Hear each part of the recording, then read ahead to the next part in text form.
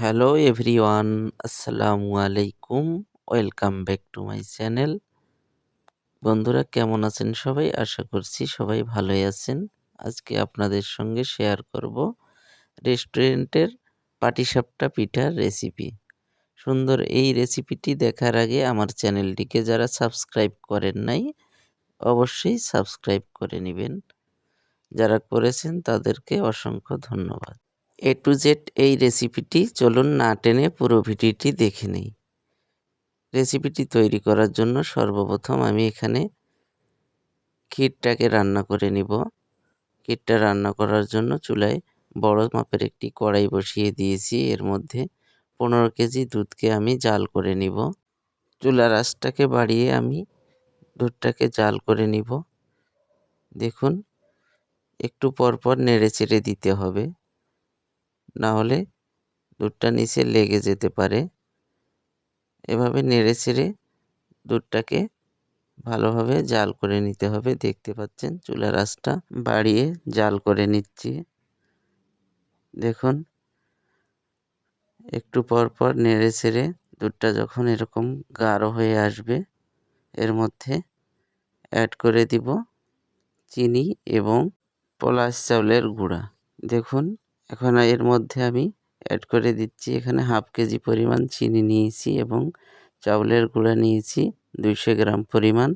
একসঙ্গে মিক্স করে এর মধ্যে ঢেলে দিচ্ছি। দেওয়ার পর নেড়েচেড়ে ক্ষীরটাকে আরও গাঢ় করে নিতে হবে।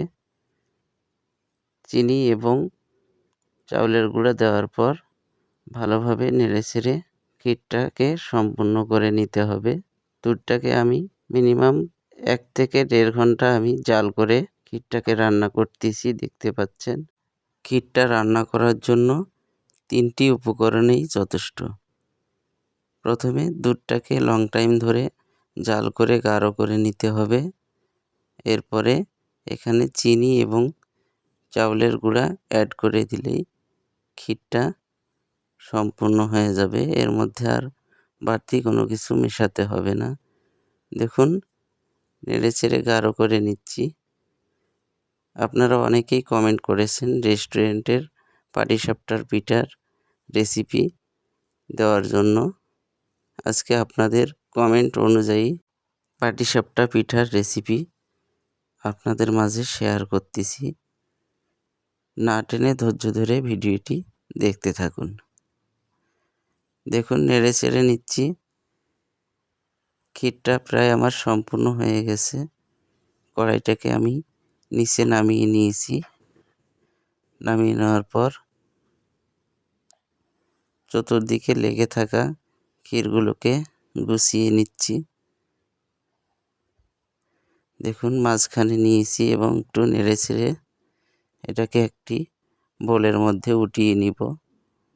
দেখুন কত সুন্দর হয়েছে ক্ষীরটি। এটিকে ঠান্ডা করে নিতে হবে। ঠান্ডা হলে এটা আরও পরিপূর্ণ গাঢ় হয়ে যাবে। দেখুন, ক্ষীরটি আমার সম্পূর্ণ হয়ে গেছে। এখন পাটিসাপটার খামির কিভাবে করতে হয় আপনাদেরকে দেখিয়ে দিচ্ছি। একটি কড়াইয়ের মধ্যে 1 কেজি পরিমাণ দুধ নিয়েছি। দুধটা হালকা গরম হয়ে আসলে এর মধ্যে হাফ কেজি পরিমাণ গুড় দিয়ে দিয়েছি। গুড়ের দলাগুলোকে ভেঙে নিতে হবে। দুধটা যখন হালকা গরম হয়ে আসবে এর মধ্যে গুড় দিয়ে দলাগুলো ভেঙে দুধ এবং গুড়গুলোকে ভালোভাবে মিক্স করে নিতে হবে। এই দুধ দিয়েই আমি খামিরটাকে সম্পূর্ণ করে নিব। দেখতে পাচ্ছেন এখানে আরও হাফ কেজি দুধ আমি অ্যাড করে দিলাম। দেওয়ার পর গুড় এবং দুধটি আমার গুলিয়ে নেওয়া সম্পূর্ণ হয়ে গেছে। এখন একটি বাটির মধ্যে 1.5 কেজি পরিমাণ চাউলের আটা নিয়েছি এবং 200 গ্রাম ময়দা নিয়েছি। এখন ময়দা এবং চাউলের আটাগুলোকে গুলিয়ে নিব। প্রথমে অল্প পরিমাণ দুধ দিয়ে এটাকে গুলিয়ে নিতে হবে। গাঢ় করে গুলিয়ে নিতে হবে ফিনিশিং করে। দেখুন, ভালোভাবে গুলিয়ে নিচ্ছি যাতে করে কোনো রকম দানা দানা না থাকে। প্রথমে অল্প করে দুধ দিয়েছিলাম, এরপরে আবারও হাফ কেজি পরিমাণ দুধ ঢেলে দিয়ে আবারও নেড়েচেড়ে নিচ্ছি। নেড়েচেড়ে ভালোভাবে মিক্স করে নিচ্ছি। এতে যেন কোনো প্রকার দানা দানা না থাকে। এই খামিরটি তৈরি করার জন্য আমি কোনো প্রকার পানি অ্যাড করিনি, দুধ দিয়ে এই খামিরটিকে গুলিয়ে নিচ্ছি।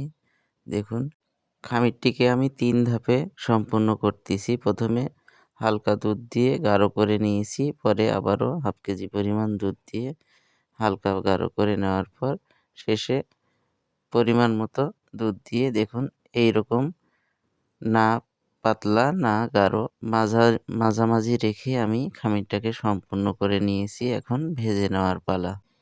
চুলাতে ফ্রাই প্যান বসিয়ে দিয়েছি, এটি গরম হয়ে আসলে ঘি ব্রাশ করে নিচ্ছি, দেখতে পাচ্ছেন। নেওয়ার পর এখানে পরিমাণ মতো খামির বাটি দিয়ে উঠিয়ে হাতের সাহায্যে ফ্রাই প্যানটাকে ঘুরিয়ে গোলাকার করে নিতে হবে। চুলার উপরে ফ্রাই প্যানটাকে বসিয়ে পরিমাণ মতো ক্ষীর হাতের মধ্যে নিয়ে দলা করে এখানে এক সাইড দিয়ে বসিয়ে দিতে হবে। এটাকে শেপ দেওয়ার জন্য একটি কাঠের টুকরা ব্যবহার করেছি। দেখুন, পাটিসাপটার শেপ দিয়ে নিলাম। ভাঁজ করে করে পাটিসাপটার শেপটি দিতে হয়। আবারও একটি বানিয়ে দেখিয়ে দিচ্ছি। দেখুন, এখানে ঘি ব্রাশ করে নিলাম।